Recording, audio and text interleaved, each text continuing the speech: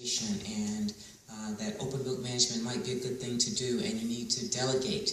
The best managers delegate, and they get people to trust them. The best leaders have people trusting them, and they lead people by giving people autonomy in their jobs. And all the things that employee-owned, participating, democratically run, employee-owned companies do are the things that we teach managers to do in regular conventional organizations. And so it's a natural thing in an employee-owned company. So it's very easy for me to say there's such a thing as an Esop, and lots of companies have them. So when you're looking for a job and they mention an Esop, you know what they're talking about.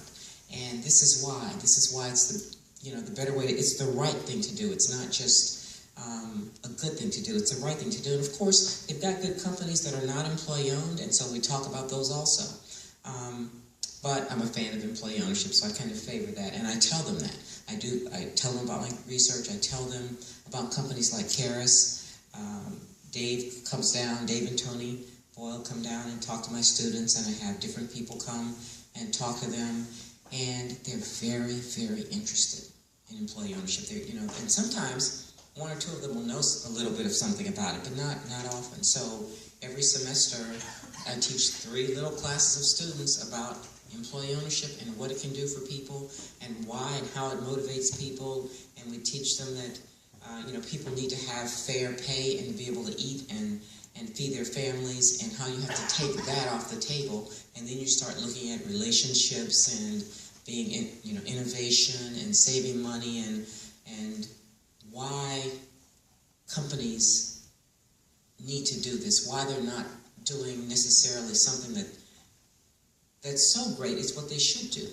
Why, if a company gets a tax benefit from a town and comes there and stays 6 years and then picks up and moves somewhere else, why that's, an unspoken, not the right thing to do, and why employee-owned companies don't do that, and why and how they don't outsource their own jobs, and how do they compete? Because the people there who are owners are become innovative. And so this is my 3rd year teaching, and it's gone over very well, and my university has let me teach a course on socially responsible enterprises, and so it's easy to bring employee ownership into that, and so I teach my students about that, and so I'm going to continue doing it. And the Kelso Fellowship and the Employee Ownership Foundation and the Esop Association, I meet with over 100 other researchers now that are doing this research all over the country, and we meet twice a year, and we talk about our research, and we talk about our students and how to push this forward. And I've actually gotten a couple of faculty at my university interested in it. So, the idea is to try to bring other people into the fold so that we can tell the next generation about this, and when they go out and start their own companies, or when they're going places to work, they can ask about it, or when they get in positions where they can influence something, then maybe they can make a difference. So